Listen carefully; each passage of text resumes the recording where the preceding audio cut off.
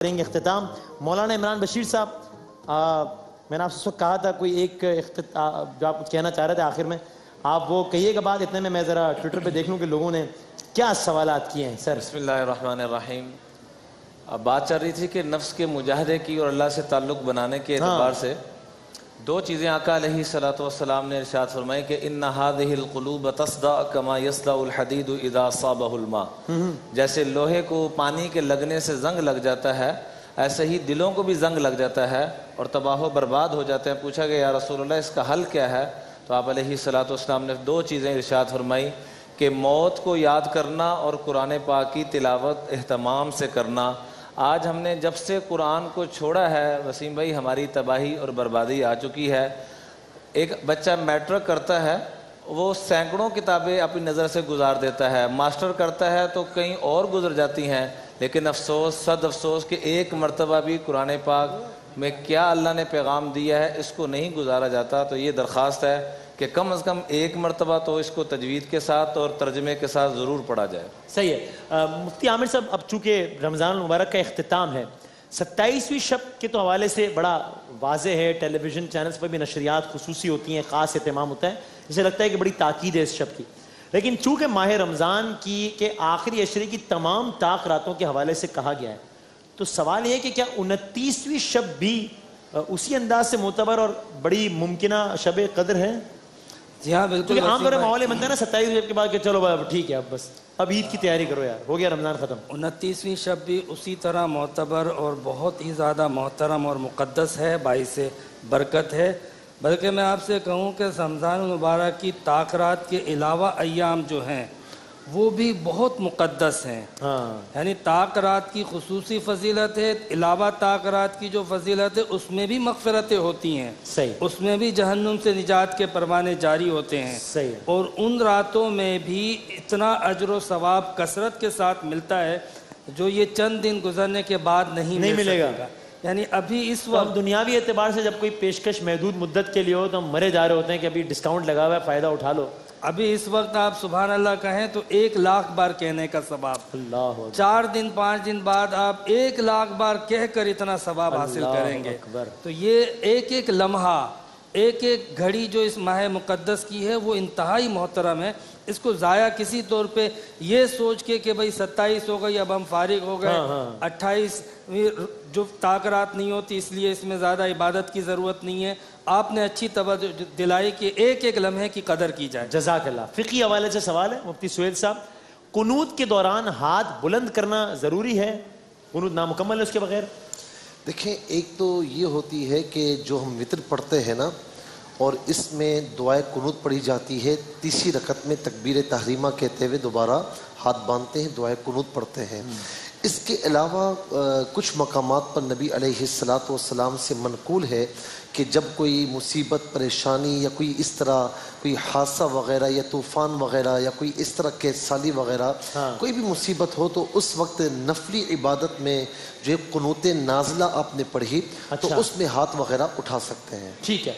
اگر نماز میں جس طرح تہجد وغیرہ میں ہوتا ہے کہ طرح تسبیح پڑھنے کا کوئی عمل ہے، 70 دفعہ یہ پڑھیں، if we lose the count، ہمیں بالکل یاد نہ رہے کہ یار یہ پتہ نہیں 35 مرتبہ پڑھی ہے، یہ 30 ہوئے ہیں یا 45 ہوئے ہیں، تو کیا کریں ایسی صورتحال میں؟ بسم اللہ الرحمن الرحیم. اس میں فقہاء کرام نے یوں لکھا ہے کہ آپ اسے پڑھتے جائیے اور اگر اس سے زیادہ ہو جائے، یعنی جو مطلوبہ عدد ہے وہ 70 ہے اور 70 سے زیادہ ہو جائیں، یعنی آپ اس کو کم پر حمل کرتے ہوئے اور پڑھتے جائیے. اگر اس سے زیادہ ہو جائیں گے اس میں نیت یہ کر لیجئے کہ جو زیادہ ہے وہ نفلی عبادت میں نے انجام دے دی، اس عبادت کے لیے وہی عدد ہے کہ جو مطلوب تھا، اس تک میں نے اپنی نیت کو رکھا ہوا ہے، اس کے آگے جو ہے وہ نفلی عبادت یا نفلی ذکر انجام پا گیا. اور فقہ جعفریہ میں یہ ہے کہ جو قنوت کی عبادت ہے وہ ہر فرض نماز کی دوسری رکعت میں مستحب ہے.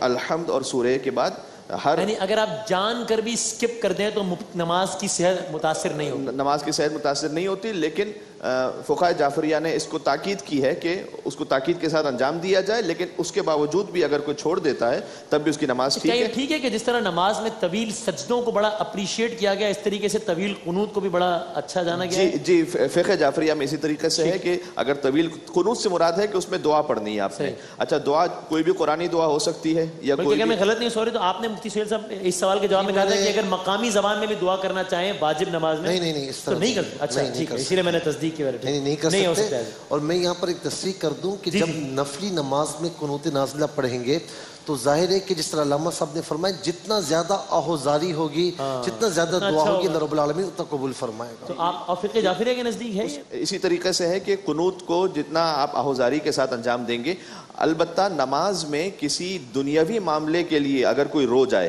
تو اس سے فقہاء جعفریہ نے لکھا نماز باطل ہو جاتی ہے۔ یعنی دنیاوی معاملے کے اعتبار سے اگر وہ کسی دنیا کی حاجت کی خاطر رو رہا ہے، آنکھوں میں آنسو آ گئے، ہاں اگر اس کی توجہ اللہ سبحانہ و تعالیٰ کی طرف ہے اور اللہ سے دعا کرتے ہوئے کوئی معاملہ ہے اور آنکھوں میں آنسو آ رہے ہیں تو نہ صرف یہ کہ اس میں کوئی قباحت نہیں بلکہ بہترین عبادت ہے۔ اور یہ مولانا عمران صاحب کی طرف جانے سے پہلے فقہ جعفریہ کے مطابق بھی واجب نماز کی قنوت میں مقامی زبان میں تو کوئی دعا مگر مانگی جائے تو نماز باطل ہو جائے گی؟ نہیں اس میں باطل نہیں ہوگی۔ ٹھیک ہے، تو میں الٹا سمجھا تھا۔ فقہ حنفی میں جو 3 رکعت وتر پڑھتے ہیں تو دعائے قنوت پڑھی جاتی ہے، وہ یاد نہ ہو تو سورہ اخلاص پڑھ لیں۔ ٹھیک ہے، اور فقہ جعفریہ میں نماز باطل نہیں ہوئی، میں اردو میں دعا مانگ سکتے ہیں واجب نماز میں؟ جی مانگ سکتے ہیں۔ اچھا ٹھیک ہے۔ مولانا عمران بشیر صاحب، کیونکہ وہ نماز کا فرض حصہ نہیں سمجھا گیا۔ اچھا ٹھیک ہے۔ مولانا عمران بشیر صاحب، یہ خواب کی تعبیر کے حوالے سے بڑے سوالات آتے ہیں اور ظاہر ہے آپ لوگوں نے یہ کہا ہے کہ اس کے لیے یہ خاص علم ہے جس کے لیے جو متعلقہ علماء ہیں انہی سے رجوع کرنا چاہیے، تو بالکل ٹھیک ہے، لیکن اگر آپ اس کا جواب دے سکیں تو بتائیے گا، کوئی ایک صاحب ہے ایک ہی خواب، وہ خواب کی نوعیت کیا ہے کوئی انہوں نے بتایا، ایک ہی خواب کا بار بار دیکھنا، یہ ممکنہ طور پر کیا بتا سکتا ہے، کیا ہو سکتا ہے ایک ہی خواب کا بار بار دیکھنا؟ اصل میں بعض اوقات جب بندہ کوئی کام بڑی کنسنٹریشن کے ساتھ کر رہا ہوتا ہے، توجہ کے ساتھ کر رہا ہوتا ہے، تو یا کوئی ایسا منظر دیکھ لیا یا کوئی ایسی ٹریجڈی پیش آ گئی کہ جو اس کے ذہن میں نقش ہو گیا ہے، تو ایسی صورت میں کیا ہوتا ہے کہ اس کے دل و دماغ میں وہ منظر یا وہ ٹریجڈی جو ہوتی ہے یا حادثہ رچ بس جاتا ہے، یا جو اس کے معمولات ہیں وہ رچ بس جاتے ہیں، اور نتیجہ کیا نکلتا ہے کہ یعنی جب بندہ سوتا ہے نا تو اس کا شعور سو جاتا ہے، لا شعور حرکت میں آتا ہے، تو جو چیزیں اس میں محفوظ ہوتی ہیں وہ اسے نظر آتی ہیں۔ تو اس کی وجوہات نفسیاتی اور طبی ہو سکتی ہیں، اس کی کوئی تعبیر نہیں ہوتی، لیکن اگر یہ تفصیل سے پوچھنا چاہیں تو مزید تفصیل سے پوچھ سکتے ہیں، لیکن جو چیز ہے وہ میں نے بتا دی ہے۔ ٹھیک ہے، اسی بات کی تائید کرتے ہوئے اور اس سے آگے بڑھاتے ہوئے صرف ایک فضائل کا ایک چھوٹا سا نقطہ ہے اس میں قرآن کریم کی آیت کی روشنی میں کہ جو حضرت ابراہیم علیہ السلام کے لیے فرمایا قرآن کریم میں کہ فلما بلغ معه السعي قال يا بني اني ارى في المنام اني اذبحك فانظر ماذا ترى قال يا ابت افعل ما تؤمر ستجدني ان شاء الله من الصابرين کہ حضرت ابراہیم علیہ السلام نے کہا کہ میں نے خواب میں دیکھا ہے کہ اے بیٹا اسماعیل میں تجھے ذبح کر رہا ہوں، وہ پورا خواب اللہ نے نقل کیا، اس خواب کو حجت بنایا ہے۔ تو دیکھیں ابھی مفتی صاحب نے کہا کہ ویسے کسی انسان کو خواب آ رہا ہے تو اس کے لیے کوئی ضروری نہیں کہ کوئی حجت ہو، اس کے لیے کوئی نفسیاتی طبی کوئی بھی وجہ ہو سکتی ہے، لیکن جو نبی کا خواب ہے وہ حجت ہے۔ تو یہاں سمجھنے کی ضرورت یہ ہے کہ جب ہمارا خواب نبی کے خواب جیسا نہیں ہو سکتا تو ہماری ذات نبی کی ذات جیسے کیسے ہو سکتا ہے؟ تو یہاں پر یہ بھی تصریح کرتا چلوں، قبلہ نے بالکل صحیح فرمایا، نبی علیہ السلام کا خواب وحی الہی ہوتا ہے، حجت ہوتا ہے، عام مسلمانوں کا خواب حجت نہیں ہوتا۔ تو ان کا خواب بھی ہمارے خواب جیسا نہیں ہے۔ مثال کے طور پر کسی گھر میں چوری ہوئی اور اس نے خواب میں دیکھا فلاں بندہ چوری کر رہا ہے، تو عدالت میں جا کر اسے حجت نہیں بنا سکتا۔ صحیح ہے۔ اچھا، اس میں یہ بھی نہیں ہو سکتا کہ کبھی لوگ یہ سوال کرتے ہیں خواب کے سلسلے میں کافی کہ ہم نے خواب میں دیکھا ہے کہ ہمیں یہ حکم ہوا ہے، ٹھیک ہے، تو وہ آپ کے لیے حجت نہیں، بلکہ بعض اوقات تو دوسروں کے لیے کہتے ہیں کہ ہم نے خواب میں دیکھا ہے کہ آپ کے لیے حکم ہوا ہے، تو ہمارا خواب آپ کے لیے کہاں سے حجت؟ تو خود اپنے لیے بھی حجت نہیں، نہ کسی اور کے لیے حجت۔ صحیح۔ مولانا عمران بشیر صاحب، آج جب ہم افطار کی نشریات کا اختتام کریں گے تو ہم 27ویں شب میں داخل ہو جائیں گے، جو کہ ہم دیکھتے ہیں کہ سب سے بڑے پرنور، بڑے ہی اہتمام والے طریقے سے منائی جاتی ہے۔ ابھی یہ دن کا آغاز ہو رہا ہے، میں سمجھتا ہوں اگر آپ کچھ مشورہ دیں کو بتائیں کہ آج کی رات کا اہتمام کس طرح کرنا چاہیے، تو ابھی چونکہ لوگ اپنا ڈے پلان کر رہے ہوتے ہیں نا اس ٹائم، میں سمجھتا ہوں اگر اس بات کو سن کے کوئی ایک آدمی بھی اپنے دن کا شیڈول اس اعتبار سے مرتب کر لے کہ نہیں یار آج کی رات ذرا خاص وقت نکالنا ہے، بڑا اہم معاملہ ہے، تو ہمارا بیڑا پار ہو جائے گا، تو ذرا مشورہ دیجیے گا کہ بتائیے۔ حدیث پاک میں آتا ہے کہ اس بابرکت رات میں فرشتے اتنی مقدار میں آتے ہیں کہ قدر کا ایک معنی تنگی کے بھی ہے کہ زمین تنگ پڑ جاتی ہے. اچھا. اور جب ساری رات مسلمانوں کی دعاؤں پہ آمین کہتے رہتے ہیں وَيُؤْمِنُونَ عَلَىٰ دُعَائِهِمْ حَتَّىٰ طَلَعَ الْفَجْرِ, تو فرشتے جاتے ہوئے جبریل سے پوچھتے ہیں علیہ الصلوۃ والسلام سے کہ ما صنع اللہ فی حوائج المؤمنین, اللہ نے مسلمانوں کے ساتھ کیا معاملہ کیا. اچھا. تو وہ بڑی خوشی سے جواب دیتے ہیں نظر اللہ الیہم فی ہذہ اللیلۃ فعفا عنہم, اللہ نے اس بابرکت رات میں اپنے محبوب کی لاڈلی امت کو نظر کرم فرماتے ہوئے ان کے سارے گناہوں کو معاف کر دیا. لیکن 4 بد نصیب ایسے ہیں جن کی اس رات میں بھی بخشش نہیں. وہ کون؟ ان 4 کو میں ہاتھ جوڑ کے درخواست کروں گا کہ میرے اندر ہے تو میں اس سے نکلوں, اور جس کے اندر بھی ہے وہ 4 بیماریوں سے نکلے. نشہ کرنے والا, مدمن خمرن, عاقل لوالدہ, والدین کا دل دکھانے والا, اور تیسرے نمبر پہ قاطع رحم, رشتہ داروں سے قطع تعلقی کرنے والا, اور چوتھے نمبر پہ المشاحن, دلوں میں کینہ, بغض, نفرت رکھنے والا. یہ 4 بیماریوں سے آج ہم 27ویں شب میں داخل ہونے سے پہلے نکل. اگر میں سمجھنے کے لیے کہوں, ہم یونیورسٹی میں جاتے ہیں نا تو بہت سارے کورسز سے پہلے کہا جاتا ہے کہ یہ اس کا پری ریکویزٹ ہے کہ اگر آپ نے یہ کورس نہیں پڑھا تو پھر آپ یہ کورس نہیں پڑھ سکتے. تو اگر میں سمجھنے کے لیے کہوں کہ بھائی یہ اگر کسی رشتہ دار سے کسی بات پہ ناراضگی ہے تو آج کے شب کی فضیلت چاہیے, تو پری ریکویزٹ یہ ہے کہ وہ کورس کرنے سے پہلے یہ کورس کر لو, اس کو کال کر کے معافی مانگ لو, سب دل صاف کر لو, تاکہ آج کی رات کی عبادت کا فیض حاصل کر سکے. جی یقیناً. اور دوسرا, والدین کی جب باری آتی ہے تو عام طور پہ اپنے والدین ہی سمجھے جاتے ہیں, حالانکہ حدیث میں آتا ہے کہ ہر انسان کے اللہ نے 3 طرح کے والدین بنائے ہیں. اچھا. جنہوں نے اس کی تربیت اور پالا پوسا, اور دوسرے نمبر پہ جہاں اس کی شادی ہوئی, اور تیسرے یعنی ساس سسر. عام طور پہ ساس سسر کو بہت زیادہ اگنور کیا جاتا ہے, بلکہ ان کو صرف لطیفوں میں اور انہی تک محدود کر دیا گیا ہے کہ بس یہ. اور تیسرے نمبر پہ اساتذہ اکرام. اور اساتذہ کی تو تکریم کا کیا ماحول ہوتا تھا, ہم نے خود اپنی آنکھوں سے دیکھا ہے, میں کیا بتاؤں. مفتی عامر صاحب, سوال یہ ہے کہ آج 27ویں شب کے بارے میں بہت سے لوگ میسیجز کریں گے کہ اتنے نفل پڑھ لیجئے, ساری قضا نمازیں ادا ہو جائیں گی, تو آپ اس بارے میں بتائیے گا. نہ تو اس طریقے سے قضا نمازیں معاف ہوتی ہیں, اور نہ ہی اس طرح کے میسج کبھی کرنے چاہیے. اچھا. بلکہ یہ سوچنا چاہیے کہ کیا اللہ اور اس کے رسول نے ہمیں یہ اتھارٹی دی ہے کہ ہم کسی کی نمازیں معاف کر دیں اپنی طرف سے. یہ سوچنا چاہیے. کوئی اتھارٹی نہیں دی ہے, اور نہ اللہ رسول نے یہ کہا ہے. کہیں قرآن و حدیث میں اس طرح آیا ہے کہ اتنے نوافل پڑھو تو آپ کی جو قضا نمازیں, جو فرض نمازیں ہیں, وہ معاف ہو جائیں گی. اس طرح کی کوئی بشارت نہیں آئی ہے. یہ ضرور ہے کہ آج کی رات آپ جتنی نفلی عبادت کریں گے وہ یقیناً آپ کے گناہوں کا کفارہ بنے گی, مغفرت کا باعث بنے گی. تو اس کے لیے آپ بے شک ایک دوسرے کو آمادہ کریں, تیار کریں. اور باقاعدہ جن لوگوں نے اگر آج شب بیداری کی ہے تو کوشش کر کے دن میں ارلی مارننگ جتنا آرام کر سکتے ہیں کر لیں. ایسا نہ ہو کہ پھر رات کو نیند آئے, آج رات بھی جاگتے رہے, پھر کل رات جو زیادہ مقدس ہے وہ رہ جائے. اسی طرح کوشش یہ بھی کی جائے کہ کل کے دن خاص طور پہ, یہ میں صرف وسیم بھائی ان لوگوں سے نہیں کہہ رہا بلکہ تمام اہلیان پاکستان سے کہتا ہوں کہ اگر کوئی بہت مقدس دن آ رہا ہے تو وہ یہ دن ہے. یعنی آپ دیکھیں کہ اس رات میں بھی ہم اپنے دنیاوی کاروبار, بازار, مارکیٹس ان کو بند نہیں کرتے ہیں.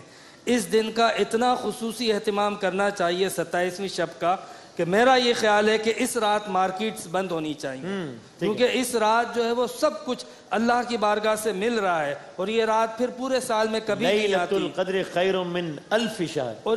اور یہ وہ رات تو نہیں ہے جو کسی مخصوص فقہ یا فرقے کی طرف سے. قرآن نے اس رات کے بارے میں کہا, سب کا اس پر اتفاق ہے, اتحاد ہے, یقین ہے. تو ہمیں اجتماعی سطح پہ ایک تو اس قوم کو ویسے بھی توبہ کی ضرورت ہے تاکہ اس قوم کی حالت بدلے, اور پھر اس رات کا خصوصی طور پہ اہتمام کیا جائے. صحیح, بالکل. اچھا, یہ شاید اس میں فقہی اختلاف اگر ہو تو بتائیے گا کہ خواتین نماز جنازہ پڑھ سکتی ہیں, شریک ہو سکتی ہیں؟ خواتین کے لیے عام طور پر نماز جنازہ نہیں ہے, یعنی واجب نہیں ہے, یا چاہیں بھی تو نہیں پڑھنے کی اجازت؟ ان پر واجب نہیں ہے. کہیں پر اگر کچھ جس طرح حرم پاک میں جاتے ہیں اور وہاں پر نماز جنازہ پڑھ رہے ہوتے ہیں, خواتین پیچھے شامل ہو جاتی ہیں, تو ہونا کوئی گناہ کی بات نہیں, قباحت کی بات نہیں ہے, لیکن بہرحال ان پر ضروری نہیں ہے. جس طرح جمعے کی نماز ان پر نہیں ہے, تو اسی طریقے سے نماز جنازہ بھی ان کے لیے نہیں ہے. اس میں ایک ہی ہے تقریباً معاملہ. جی, اور اگر نماز جنازہ میں وہ شریک ہو جائیں تو غلط بھی نہیں ہے, اس کا اجر انہیں ملے گا. صحیح. ایک اور بات بتا دیجیے, یہ جو ہم اکثر ان سیگمنٹس میں مسائل فقہ ڈسکس کرتے ہیں کمال مہدی صاحب, آج کی یہ شب کے حوالے سے بھی اور عموماً بھی. یعنی کوئی شخص اپنا, کوئی میرے ایسا آدمی ہے بڑا گناہ گار آدمی کہ جس کو قرآن مجید اللہ کی کتاب ہے, اس کو ساری زندگی پڑھتے رہیں تو بھی بوریت نہیں ہونی چاہیے, لیکن میرے ایسا آدمی ہے کہ کچھ دیر پڑھنے کے بعد یہ ہوتا ہے کہ اچھا ہم مووی تو دیکھ لیں گے 3 گھنٹے, لیکن قرآن مجید آدھے گھنٹے پڑھنے کے بعد آئی نیڈ اے بریک. گناہ گار آدمی.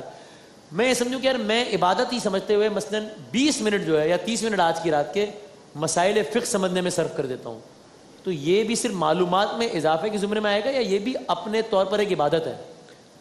نہ صرف یہ کہ عبادت ہے بلکہ عین ممکن ہے کہ افضل ترین عبادت ہو جائے. اچھا, اس لیے کہ جو حدیث پاک کا مفہوم ہے وہ یہ ہے کہ ایک لمحے کا تفکر کر لینا, تدبر کر لینا اور علم حاصل کر لینا, یہ 70 سال کی عبادت سے زیادہ افضل ہو جائے گا. یعنی 70 سال کی ساری نفلی عبادتیں ایک طرف اور ایک لمحے کے لیے غور و فکر اور تدبر کر لینا, جس سے انسان کی معرفت بڑھ سکے.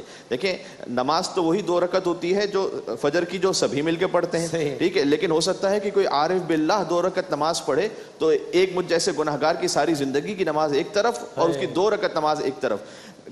اسلام میں جو معیار ہے وہ ہمیشہ کوانٹٹی نہیں ہوتی. ہاں یہ صحیح بات ہے کہ ہمیں کبھی اس کوانٹٹی کو بھی پورا کرنا ہوتا ہے, لیکن جو اصل معیار ہے وہ ہے کوالٹی. کیونکہ قرآن کریم میں ہے کہ والذی خلق سورہ مبارکہ ملک والذی خلق الموت والحیات لیبلوکم ایکم احسن عملا, یا اکثر عملا نہیں کہا احسن عملا. فرمایا کہ ہم نے موت اور حیات کو خلق ہی اس لیے کیا ہے تاکہ تم میں یہ دیکھ سکیں کہ احسن عمل کرنے والا کون ہے. اکثر عمل کرنے والا نہیں, احسن عمل کرنے والا. تو احسن عمل وہی کرے گا کہ جس کی کچھ معرفت ہوگی, جسے مسائل فقہ پتہ ہوں گے, جس کے پاس علم ہوگا. جتنا زیادہ اس پر, اور تاریخ سے اگر اس کی ایک مثال ایک جملے میں عرض کر دوں تو مولا علی مرتضیٰ علیہ السلام نے جب جنگ خندق میں عمر ابن عبدود کو ضربت لگائی تو حضور پاک صلی اللہ علیہ وآلہ وسلم نے ارشاد فرمایا کہ ضربت علی یوم الخندق افضل من عبادت الثقلین, کہ ایک ضربت آج کے دن علی کی ثقلین کی عبادت سے افضل ہے. یعنی ایک ضربت ایک طرف, ثقلین کی عبادت جن و انس کی عبادت ایک طرف. یعنی کبھی کبھار انسان خلوص کے اس معیار پر ہوتا ہے کہ چھوٹا عمل بھی بہت زیادہ افضل ہو جاتا ہے. صرف اس میں بات یہ ہے کہ اگر غور و فکر تفکر کے ساتھ جتنا اسے انجام دیں گے اتنا بلکہ بہتر ہے اس عبادت کو انجام دیں. اور میں اس میں